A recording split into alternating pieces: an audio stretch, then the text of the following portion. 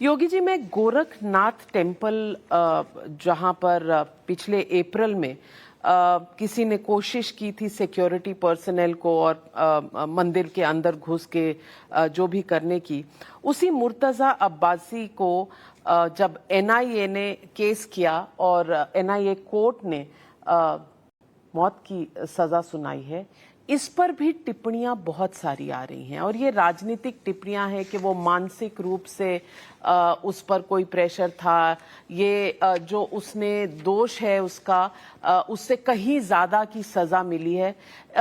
और ये इस तरह के जो स्टेटमेंट्स आए हैं वो कहीं समाजवादी पार्टी, कहीं कांग्रेस, कहीं असदुद्दीन ओवैसी साहब से आए हैं।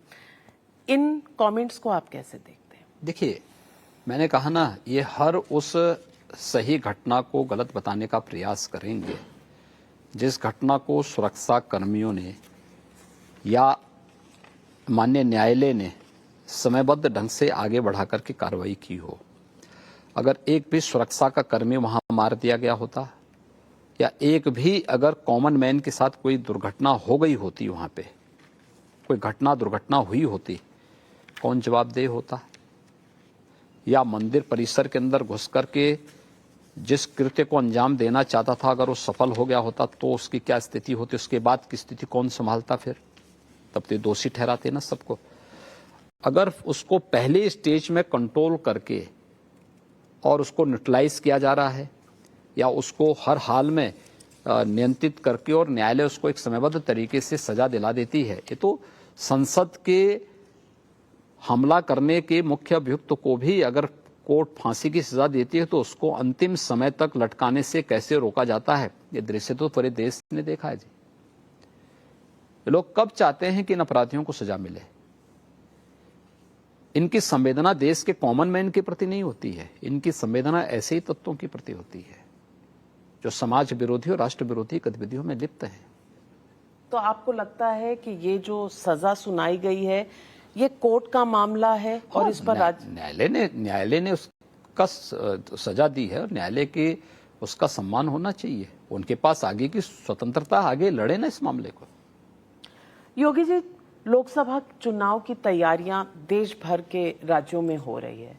उत्तर प्रदेश में आपकी पहल क्या होगी? 80 सीटें उत्तर प्रदेश से आती हैं और आपको क्या लगता है? उत्तर प्रदेश 2019 से बेहतर परिणाम देगा। उत्तर प्रदेश की जनता प्रधानमंत्री मोदी जी के साथ में है और प्रधानमंत्री मोदी जी के नेतृत्व में पूरा विश्वास करती है।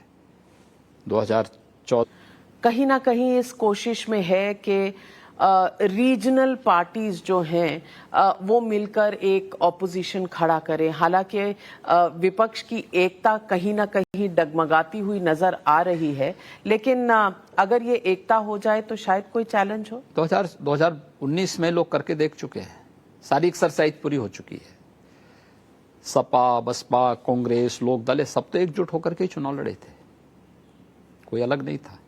राहुल गांधी आपको लगता है चैलेंज कर सकते? तब भी थे ना, 17 में तो 2 लड़कों की जोड़ी थी यहाँ, जनता ने तब भी सबक सिखाया था। और इस बार तो भारत जोड़ो यात्रा के बाद, चाहे वो कोई भी किसी भी प्रकार की यात्रा के बाद आए,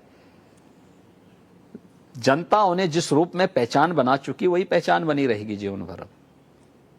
क्यों? तो जनता कई बार चांस देती है। मैंने कहा ना, तो जनता दे चुकी है जी, देख चुकी है।